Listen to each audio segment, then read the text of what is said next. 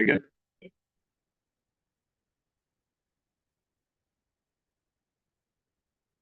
We just like to signal when you tell us don't say anything stupid anymore. Okay. All right, we're underway. I'm calling this to order because we'll talk about our change in the chair of the board in just a minute. Oh. What do I do?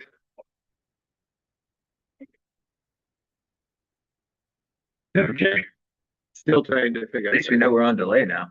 Yes. Yeah. All right. So I will call us to chair, but call us to order. But the first item, as you can see, there is election of chair. Mike Guskin from Options was our chair. I think you all got the notification that Mike has moved on to a different position. So we have with us representing Options. This is Jake Brando. Sorry, Jake Brando. Who is the interim president? Yes, the title for Options Charter School. But I did not want to jump on Jake or assume the board does not want to jump on Jake being the chair of the meeting at his very first meeting. So I've made the first item to elect a chair to finish out next term.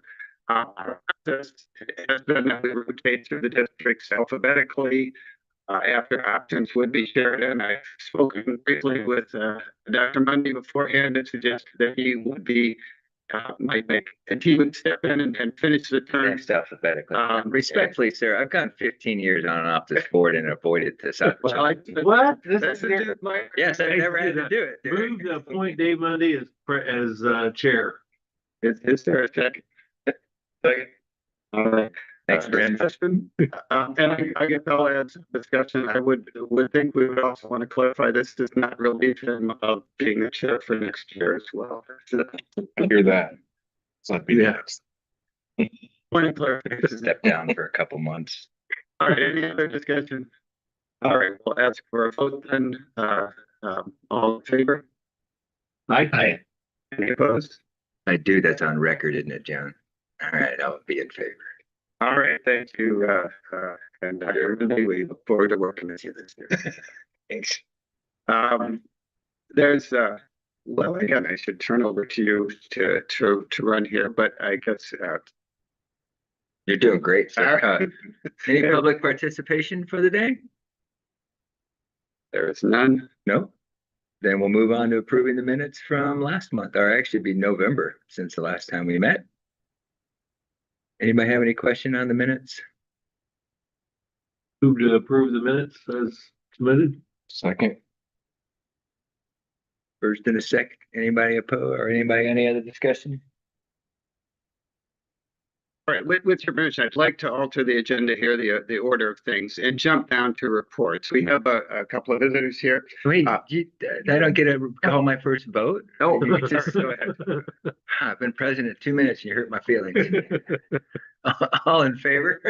Aye. All opposed? Steve, next to you. All right, I'm sorry about that. May I change the agenda here? You can write whatever you want now, sir. I'd like to jump down to reports, the assistive technology presentation. We have here Lita Donica, who's been our assistive technology coordinator for several years. She's a speech pathologist by training and has done an awesome job for us, kind of establishing our assistive technology support. I think this is one of the things that HBM really adds to your districts that it would be hard for any of you to replicate on your own, to have the quality of AT support that we're able to provide. And Joan Goldfarb, who is an occupational therapist by training, who's also been with us for 6 school years. And this year, Joan, we had her because of the load for that Lita was dealing with, as well as quite honestly looking long term to have the spread the knowledge. Joan this year is working half-time as an occupational therapist, but half-time as with Lita as an assistive technology support person. They've done a great job. I want to especially I shouldn't say especially, but I want to point out that Joan this year was selected for the Joys of Allah Fellowship, which is a national fellowship. Only how many people? 3 people from the country are selected, but for this, she's set up with a mentor and has been bringing us lots of cutting edge information because of her involvement with that fellowship. Lita and Ann also attended the ATIA conference, the Assistive Technology Industry Association conference in Florida a few weeks ago. And I think what we are doing, this is where the co-op is keeping us on the cutting edge as far as assistive technology by through the work that they're doing. I asked, they came back from the ATIA conference a few weeks ago and wanted to talk about Title II of the ADA, which I'm going to go ahead and turn it over to you guys to take it from there. I'm leader to APIA, which is the national conference for people in technology. And this year with some information about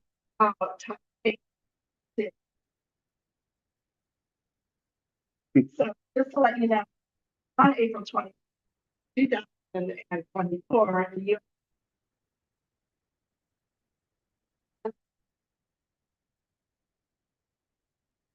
for the first time, there's a clear national standard for digital accessibility, like into school districts. So today we're going to briefly outline what that means and what as students need to know about this Title II.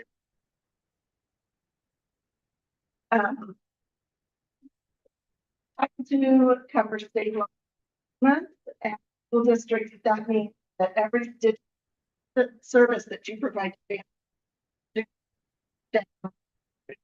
there's not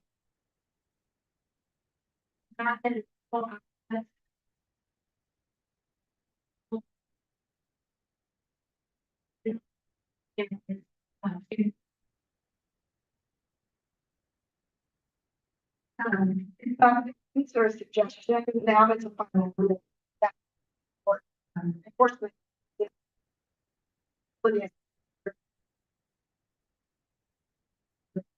district.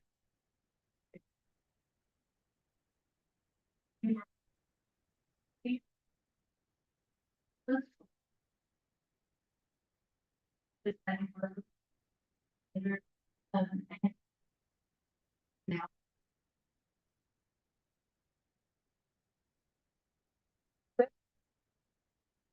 Yeah.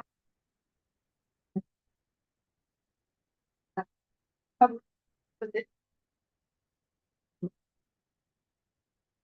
Being perceivable and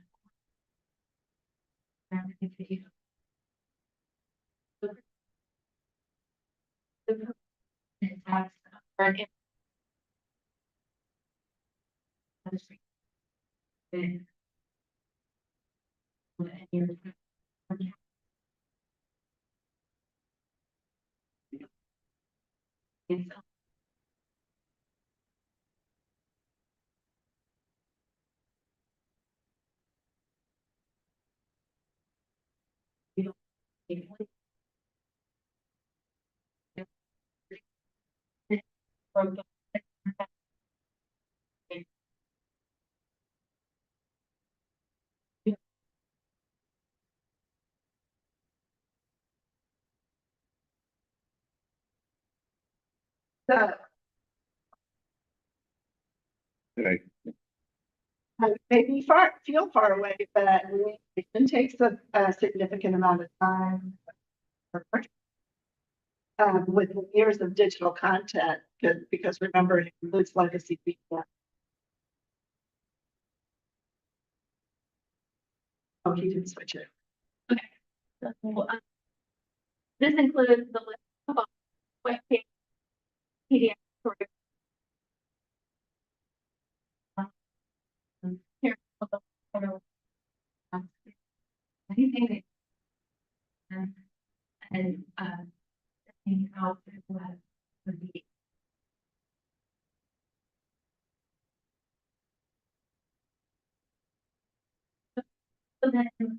Is it?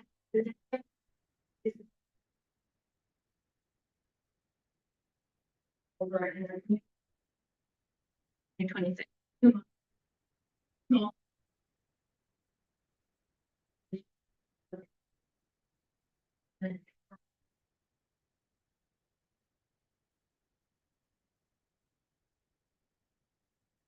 So, So what you can do to create clear.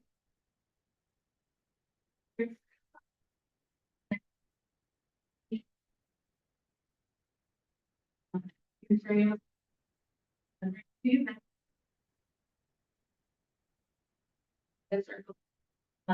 All right.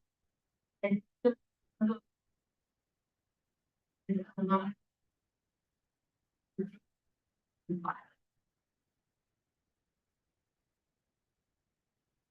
so immediate action stuff that you can do, is designate an accessibility lead, somebody who's in charge of that. Conduct a district-wide audit so that you can see how many teachers and staff members are digitizing things for their students to access. Develop or revise an accessibility policy. Train your content creators and update procurement language and create public accessibility.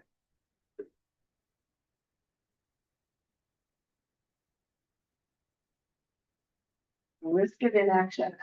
Digital accessibility has increased. And we heard a lot of that ATIA when we were there, litigation cases. Okay. So, and as far as costly, then we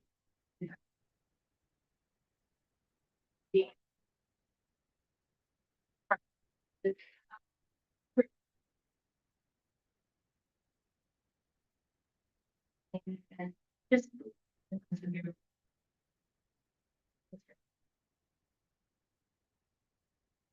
So one of the ways we can support you through HBM is with the third occupancy. Because it's about fixing and building internal capacity. So it's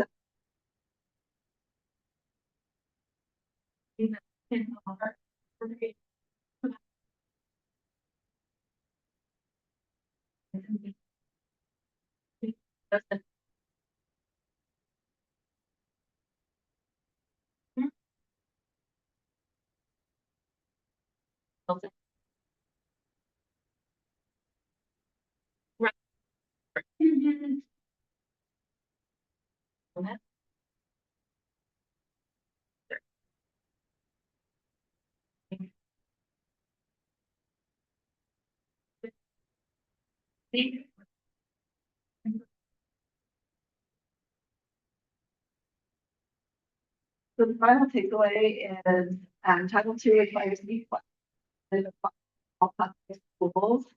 Provides protected by our approaching. So we created this and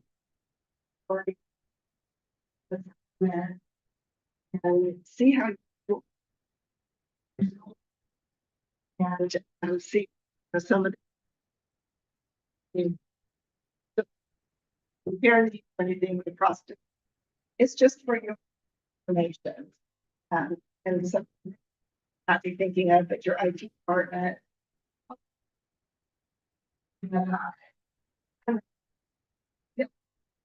Did a summary sheet for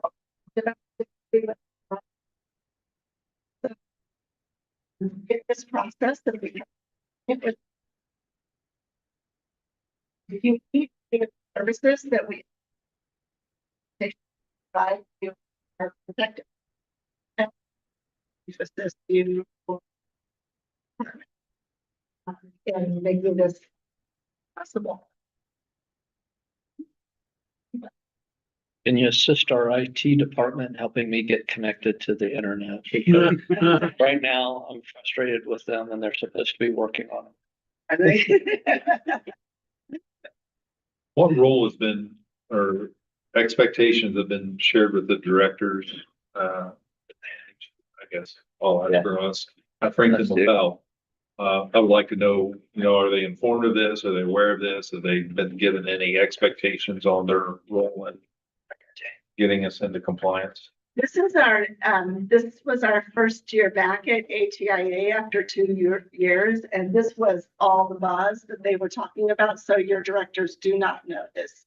Yeah, we just recently brought this information back with us.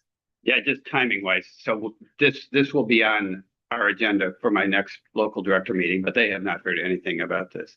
And I think this is kind of, we talked about whether to present this today or not, because this is their role, Lead and Ann's roles are generally to provide services to individual students. We have not been, thought of ourselves as telling you how to how do you address your tech issues in your district. But I think at this conference, this was talked about so much, they said to me, this is something we need to get out in front of, and it'll save districts in the long run if folks start thinking about this now. Am I capturing that well? It could have a little more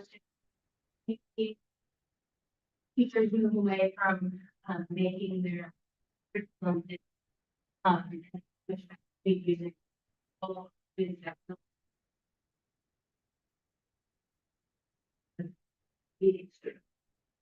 or not. As a- We because we could train teachers on how they're, but they are Canvas or Blackboard or Google Classroom accessible for their students. A lot of platforms now have built-in accessibility features to them. I teach a Canvas course for IU, and this one, they made sure that all professors were up to date with this, and everything was going this year. And we used compliance checkers through Canvas to make sure that our stuff that we were presenting was compliant. And if it wasn't, it's really interesting. It told you where your document or your slideshow or whatnot was not compliant and how to fix it. So some platforms have it built in. We discovered Google Slides does not, but they have an extension that you can build into or add to Google Slide called Grackle, and it will scan your slides to see if they are accessible, and ours are accessible. So in other words, there aren't like lines here. If you are a blind person and you are reading this digitally or listening to it digitally, it will say have spaces that aren't accounted for, blank space. So you want to get rid of that and make this one, those checkers make it easier. Oh, see, yeah, the checkers, it's kind of interesting because you guys, I guess Melissa ran a checker on the HBM website. And did you, but it right away shared a list of 56 items where our website was not accessible. And I think I think a lot of those things on that list are easy fixes or things that if when we put things up, we had just thought of adding the extension or leaving out the space would have taken care of it. So this is where it's sort of just, it's part of this, I think, is training people to think about accessibility when they are creating documents, when they're putting things up, and that will take care of the problem. So for this slide presentation, there were some spaces I needed to get rid of. On my IU class, I had a picture of myself, get to know your instructor, and I didn't put alt text in it. What that is when a screen reader comes across it, it describes the picture. But the nice thing about it is I could type in, 1-year-old woman. But they do have like AI will generate what that picture, like what could go in that picture. So it's real easy. It's a click of a, click on that. Yes, I'll add that. A lot of students, they're built-in.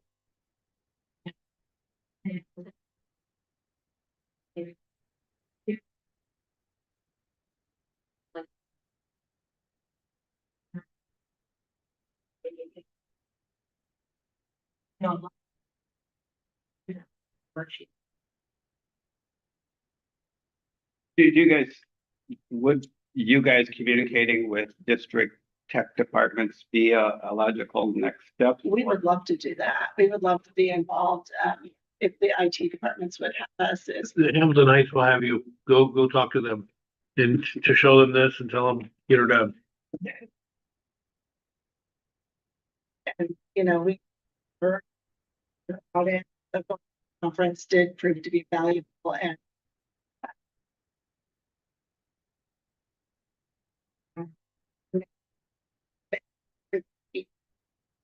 When you meet with the it's director, our people, our parents that don't speak English, you know, there's things that we don't.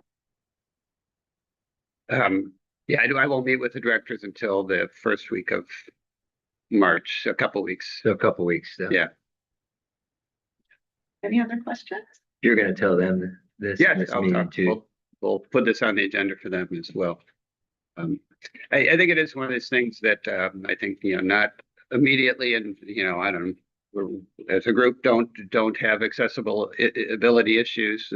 But I think it's one of those things that just raising awareness, will, in the long run, save you all issues in the long run and more importantly, make materials accessible to anybody who goes to our website.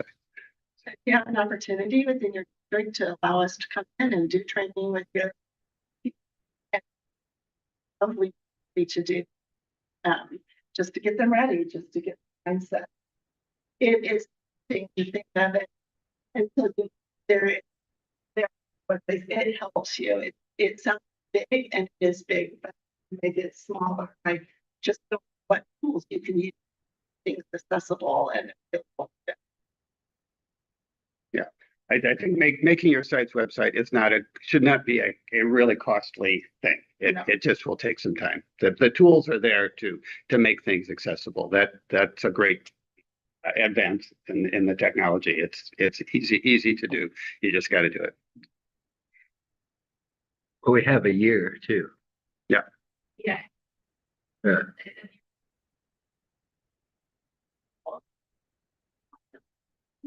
Right.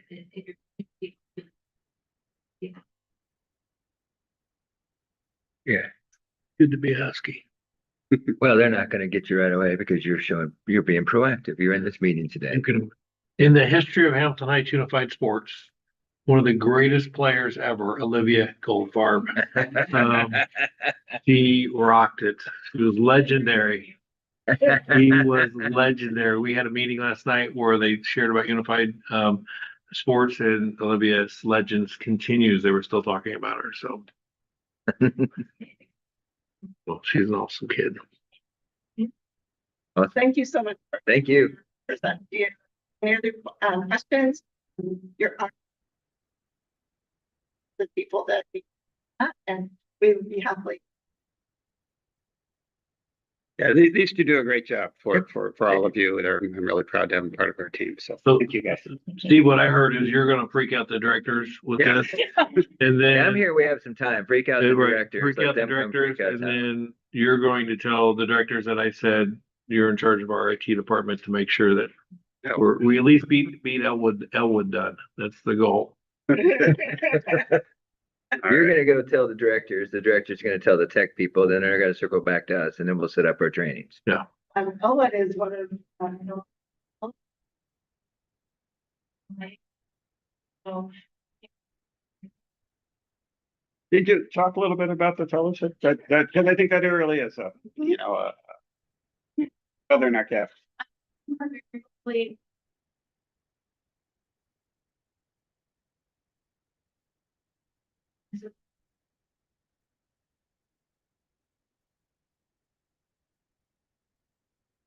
I agree.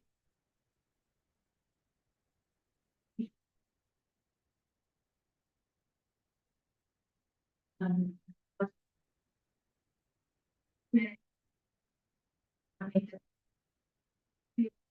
um,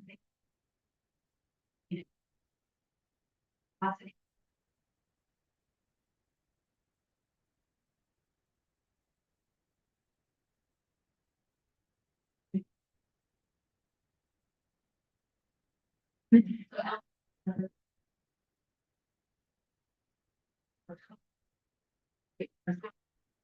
did training, so.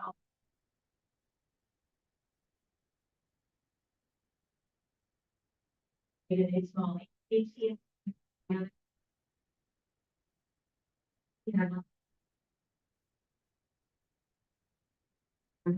Area.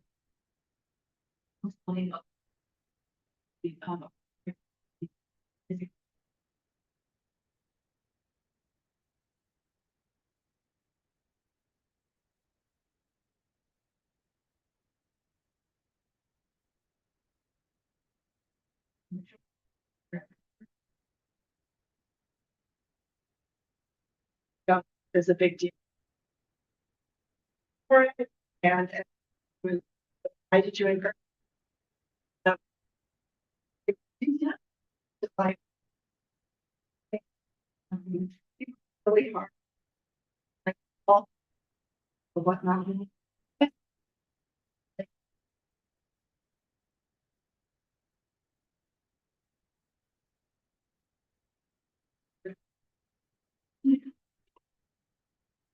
We're saying it at the top of the mountain. So, it was really, because a lot of people want that fellowship, and she's not cursing me anymore. Great.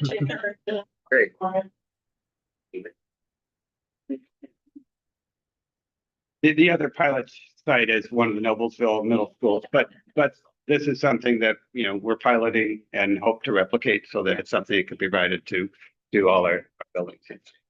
Our tech department overall does a really good job, but they rolled out an upgrade on our multi-factor authentication this last week, and it's wreaking havoc whenever we try to log on somewhere offsite. So I'm a bit frustrated with them at the moment, but overall, they do a really good job.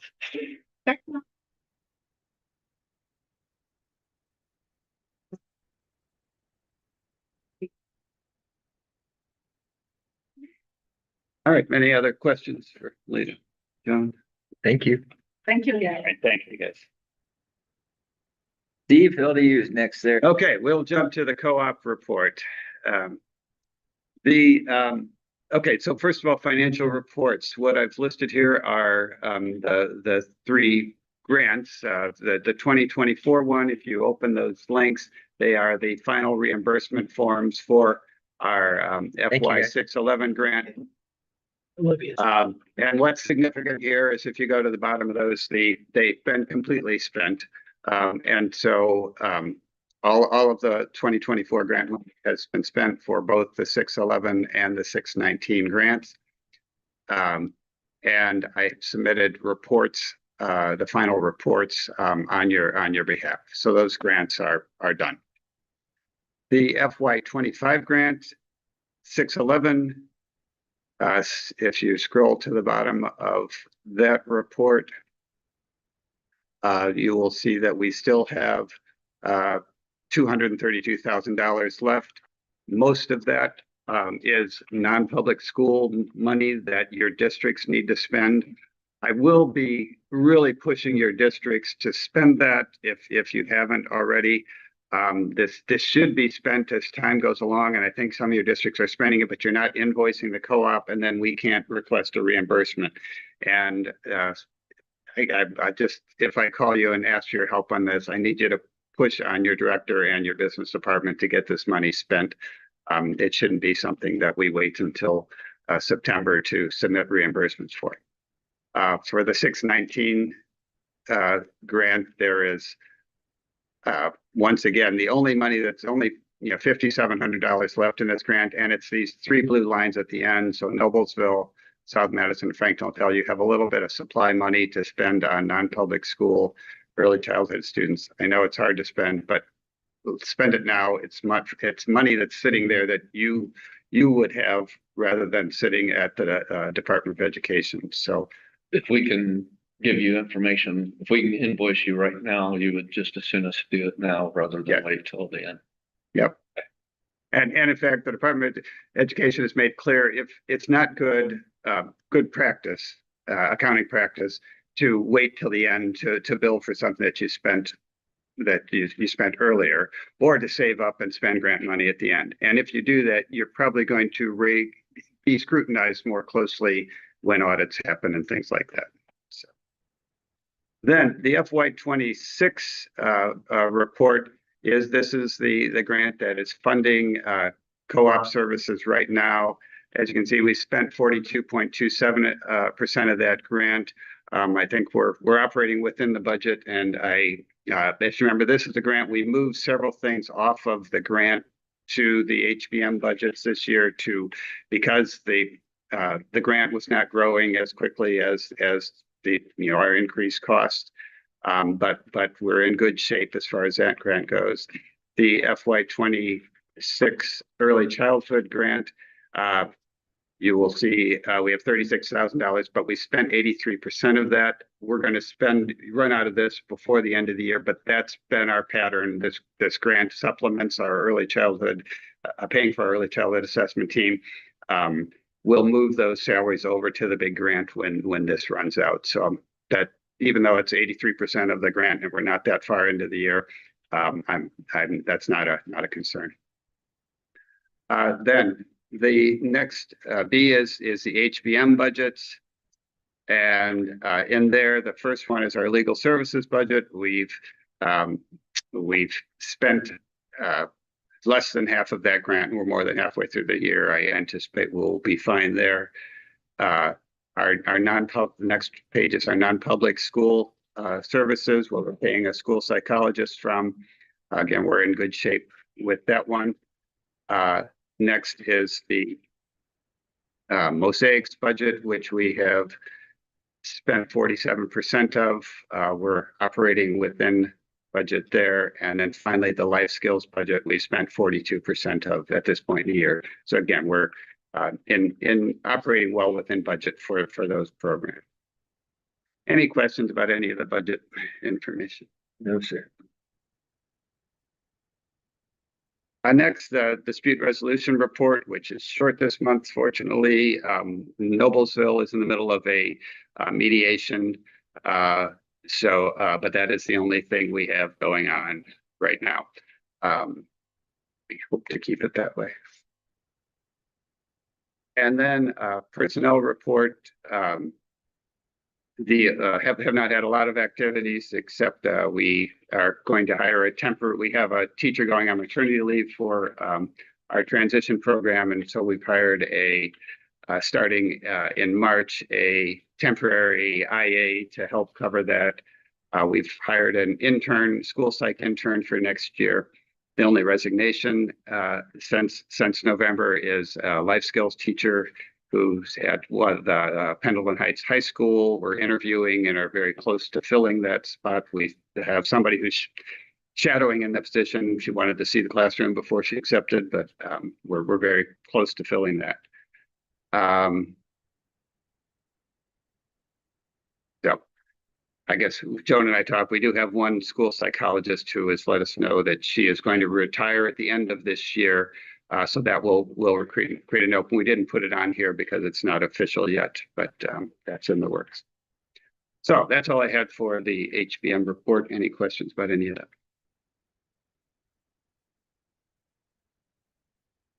All right. Old business. Move to old business. Miss Sheets isn't here today. Pardon me? So we're missing Miss Sheets today. I'm sorry. I should not say that. No, Melissa is not here today. Yesterday and today is the iCase conference. Oh, okay. We decided today is when the DOE makes their presentation to us, the annual presentation. And I don't know, you guys know how this is. There's a lot of it is stuff we already know, but often there's something thrown in there that you don't know. And we thought one of us should be there to hear what they have to say. So that's what Melissa is. She was all right. Yeah. I should have said that at the very beginning of the meeting.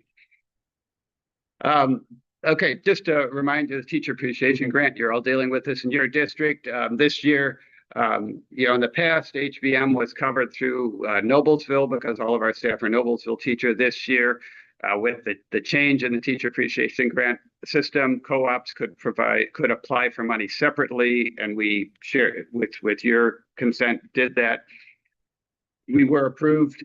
And when we got our allocation, it was $10,500, which basically if you with the 3 tiers, we could either give 3 tier 1 stipends, $3,500 adds up exactly to 10,500, or one of the tier 3, 7,500. There's really no other combination of those that we did. So Melissa Sheets took the lead on this. She developed a great process. We sent out an application.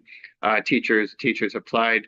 We then had a group of 3 of your local directors who reviewed those blindly. We removed all identifying information, and they identified 3 teachers who are HBM staff members to receive the tier 1 stipend. We have not shared the names have not told the people who got it or the people who didn't get it yet that they have gotten that, but we will be doing that in the coming weeks, and then we'll process the distribution of the stipends once the DOE makes that money available to you. Any questions about that? I think we developed, Melissa really took the leadership on it, did a great job, and established a process that we'll improve on next year, but I think it worked this year. Are you gonna tell us if we had a teacher apply, so we know if they apply and didn't get it? Yes, I think I haven't thought, I guess we haven't told anyone You yet. might give us a heads up on that if we have one that didn't get it. Yes, okay. I will. I guess I will share, we had 4 applicants and we gave to 3, but I think we'll let you know who those people are when the time comes. Keep rolling, sir. All right, new business. I just want to talk about the HBM budget for next school year. I want to frame this in light of you are very attuned to what's going on in your districts as far as your budgets for next year, and we all know with the change in the property tax bill and just enrollment, we're not seeing big increases. If you think about the way HBM is funded, our core services, the biggest part of that is funded through the federal grant. And so what I connected here was just our enrollment information from this fall. And if you look at that, you can all see, well, you all know what changes happened in your districts. And off here to the right, I've indicated the change in enrollments from fall of 24 to fall of 25. And while, most of you saw a modest increase, the glaring number up there is Noblesville dropped 207 students this fall. And Dan Heil's been very transparent, and I think you've been on the news. He's letting people know this drop in enrollment, along with inflation, along with the vouchers, kids taking the money and going elsewhere, has resulted in a drop in enrollment, and therefore there will be they're going to have to make some adjustments to the budget. While our funds are, as I said, our core services are funded through the federal grant, and the biggest determining factor of the federal grant is enrollment. There are a couple other factors too, but this means that as I look ahead to what the federal grant is going to be next year, I'm anticipating we could experience a decrease in our federal grant. Now, the last few years, the grant has increased at a much less than what I projected it would have, and I'm being realistic here, looking at that number, thinking I may have to deal with a decrease for that. So, and I, cannot just keep moving things off of that grant to the HBM budgets that you all pay from your general funds. Or, I mean, I guess I could, but you're not going to like that. That doesn't help your situation when you're dealing with small increases or relatively flat enrollment as well. So just bringing that to your attention as I'm just moving into developing the budget for next school year. But what we have done is done what I think all of you have done too, and that is we're just scrutinizing everything that we do. We're starting by looking at all of our contracts and agreements, make sure we're not, to see if there's anything we can do better there or anything that we can eliminate. We will scrutinize all of our retirements or resignations as well to see if there's a way for us to spread out those assignments to other people or reassign those things so that we don't need to fill them. So we're trying to avoid any reductions in force, and hope that we're not having to do that. But again, I'm just trying to scrutinize everything as we go along. I'm not, don't have any specifics at this point, but I'm setting up want to know what my thinking is as I go into the grant development. But the only things we'd have to decide on our own is our own IAs, right? Because that's who we technically pay for. As far as the HBM classrooms, yes, you Yeah. guys, you employ those and you decide that. If you have students from other districts, you can, bill the other district, but that is your expense and really, your decision as far as the number of IAs and those life skills Yeah. classrooms. So there's nothing we can really do till you get your federal money and you tell us what you're doing except for our IAs. Yeah. Okay. I just want to make sure I wasn't missing. Again, I'm not telling you, I haven't been specific because I'm waiting to find I out. know, what you it's can't do gonna anything till you be. get your number and find out where we're at. I get that. I just wanted to make sure I don't need to be doing anything else. Yeah, I guess maybe. For example, my one I class want- has a lot of IAs in it, and I got to decide if I keep like all 9 in there, however many are in there. Okay.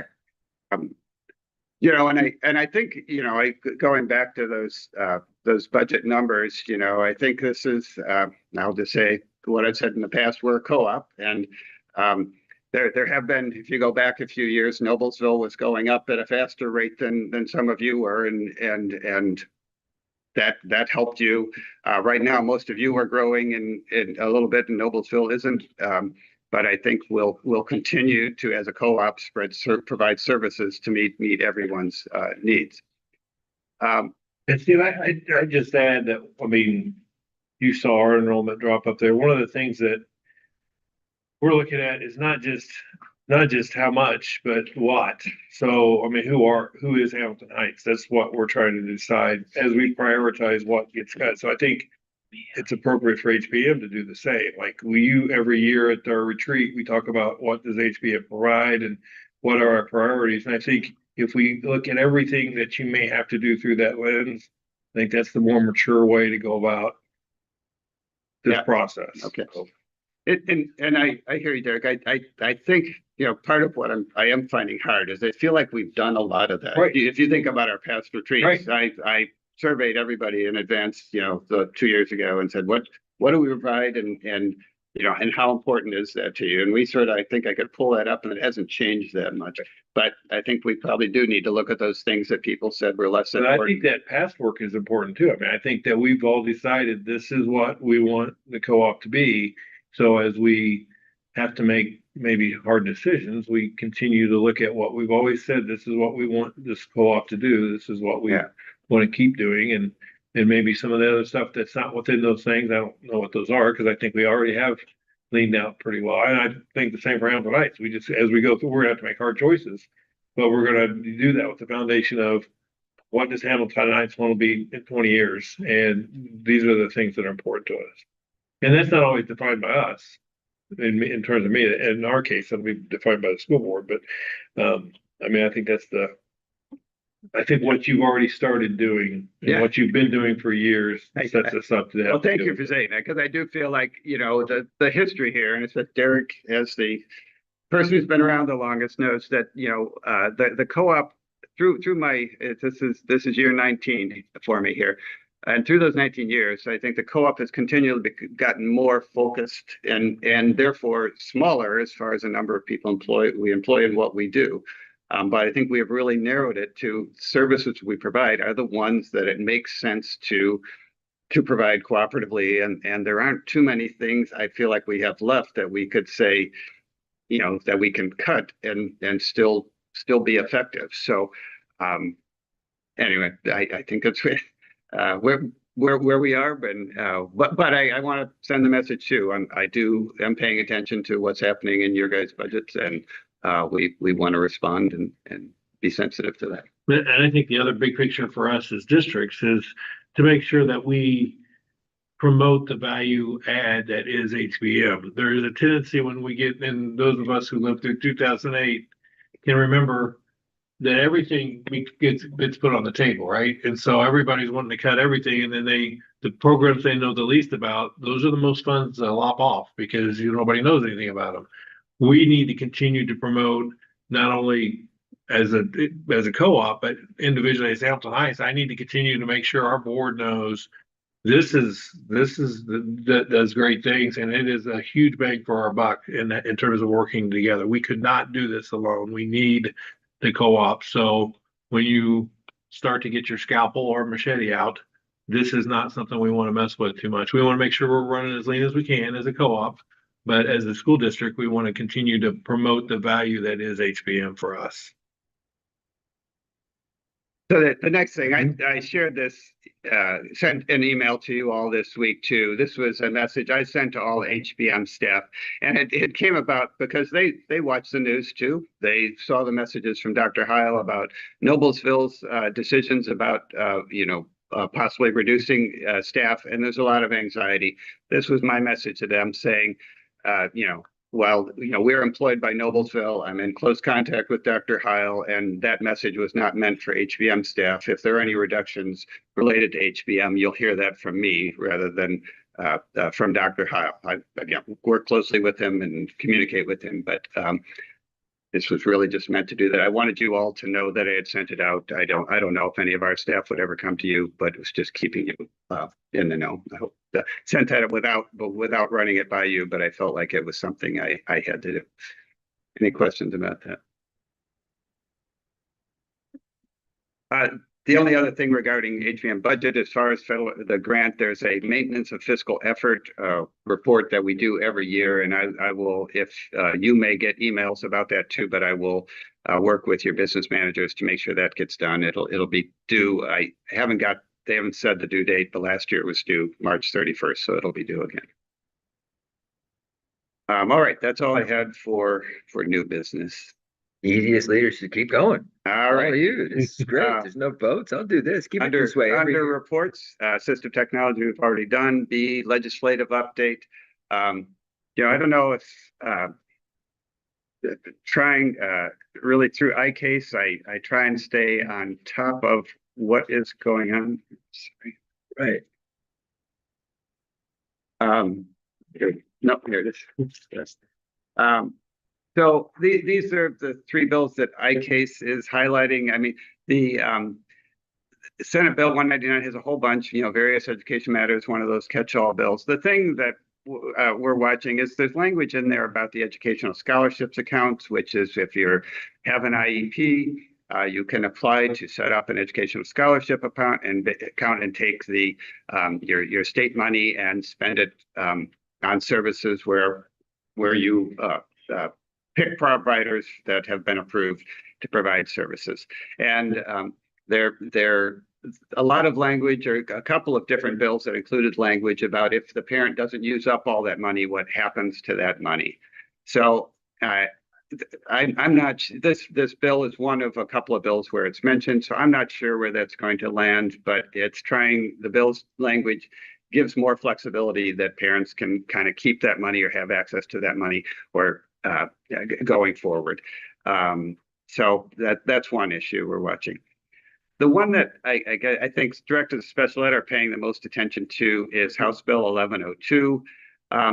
That has language that seems to require that if a student comes back to the public school from an ABA center, that we will be basically required to allow the ABA provider to come into our school for 30 days and possibly 90 days to continue to provide services and make that transition. I think around your districts have very different policies as far as allowing outside providers to come into the building. I guess I just know from my staff will say some of you are much more lenient and some of you are very strict about what happens. It might be a good board discussion at some point to just compare our different policies and talk about what goes well and doesn't go well and maybe even get some legal guidance on that. Not that, I think I want to dive into your board policies, but I think knowing what your neighbors are doing is helpful. But we're watching this very closely because, with the change in Medicaid funding, we're seeing lots of kids come back from the ABA centers.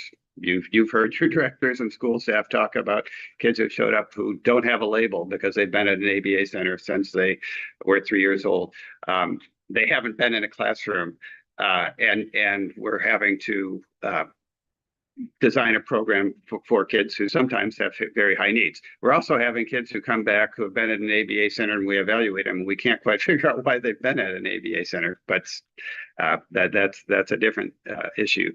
But this is a bill I'm watching really closely. I'm not quite sure where it'll end up, but it's one I think we want to pay attention to. So on this though, because we have 3 of these, this is the required language is, it'd be nice actually in a roundabout way for them to require the ABA center to at least continue to work with the kid for another 30 to 90 days to keep up on the transfer.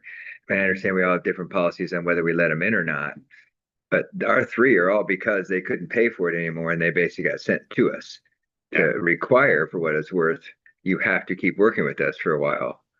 Isn't a bad deal when it comes to that. And just so that lines up, just well, I mean, I guess so if you lines let 'em up in, with yeah. your policies. I'm a little concerned about how this will line up with some of the district policies that limit outside providers from coming in. Is it a one-way situation? The word, Are we given 30 to 90 days to go help with the transition into ABA? That's it. no, I was just you curious. knew better than that when You're you asked that. That was one of them there. Yeah, I mean, if they're concerned about Right, I know. that transition, Well, I think it's their way of, from what I understood, this is their way of, because they're just dropping kids, and I think some of them heard this, that they're just dropping kids off of Medicaid and Medicare and everything else to try to help them with our transition, but it's definitely not the other way around. Yes.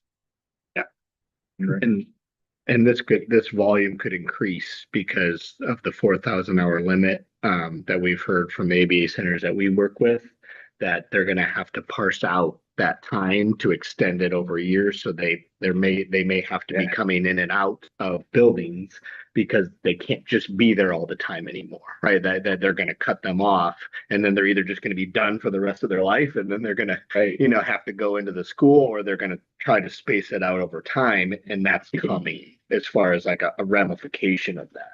Because we're fortunate to have some really good ones right now that work with us. They're great, but it hasn't always been that way. Yeah. So I agree. Yeah, and there's a lot of providers out there that are hit or miss in their ability to do that work. So.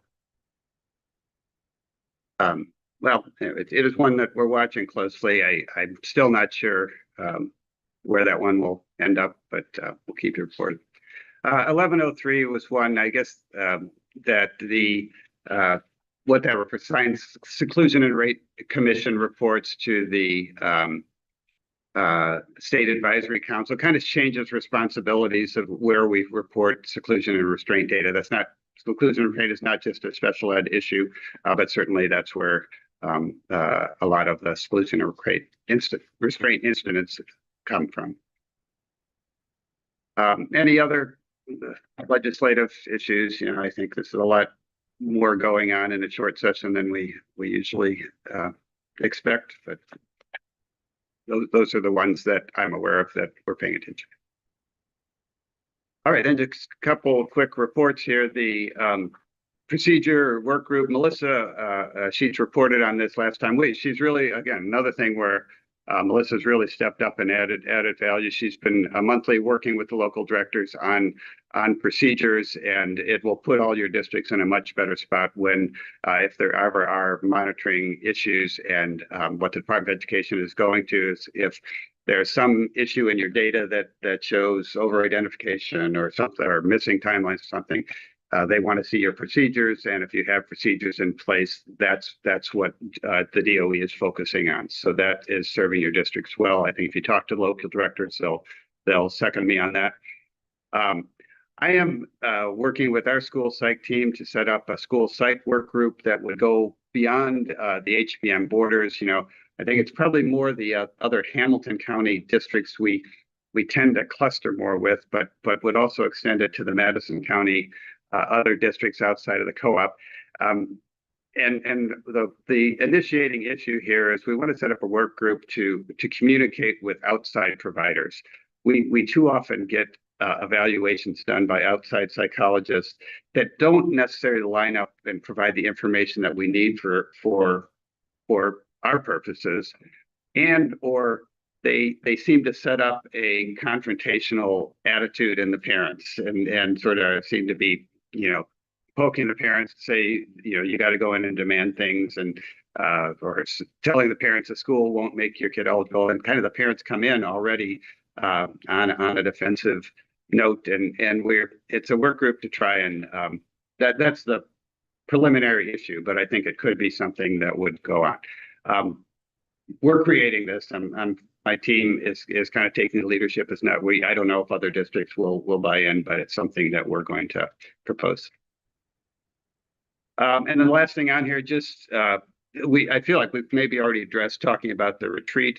The retreat is in May, and so I will have started the conversations about looking at the services we provide, making sure that they're services that your districts value, and have that starting those conversations now. So I just want to make sure everybody has May 11th on your calendar. We'll I always look forward to that. It's always a good day, and we'll go from there. So that's all I had. Anything else? Any other questions for Steve? Motion to adjourn. So moved. Second. All in favor? Hi. Has anybody ever voted against it?